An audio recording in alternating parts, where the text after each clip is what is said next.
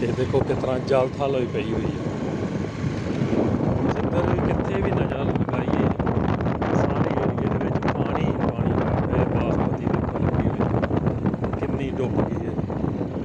ਇੱਧਰਲੀ side 'ਤੇ ਬਹੁਤ ਜ਼ਿਆਦਾ ਨੁਕਸਾਨ ਹੋਇਆ ਹੋਇਆ ਪਾਣੀ ਦੇ ਵਿੱਚ। ਤਕਰੀਬਨ ਪਿਛਲੇ 4 ਤੋਂ 5 ਬਾਰਿਸ਼ ਹੋ ਰਹੀ ਹੈ, ਜਿਸ ਦੇ ਚੱਲਦਿਆਂ ਬਹੁਤ ਹੀ ਜ਼ਿਆਦਾ ਪਾਣੀ ਹੋਇਆ ਪਿਆ।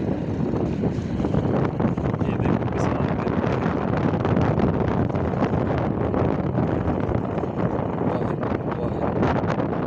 ਤਾਂ ਮੀਂਹ ਹਟ ਜਾਣਾ ਚਾਹੀਦਾ ਆ।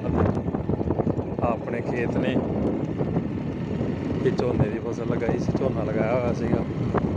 ਕੱਲ੍ਹ ਖੋਲ ਕੇ ਗਏ ਸੀਗੇ, ਕੱਲ੍ਹ ਮੀਂਹ ਥੋੜ੍ਹਾ ਘੱਟ ਸੀਗਾ, ਪਾਣੀ ਨਿਕਲਿਆ ਸੀਗਾ ਕਾਫੀ, ਪਰ ਅੱਜ ਤਾਂ ਦੇਖੋ ਫੇਰ ਪਾਣੀ ਪਾਣੀ ਹੋਇਆ ਪਿਆ।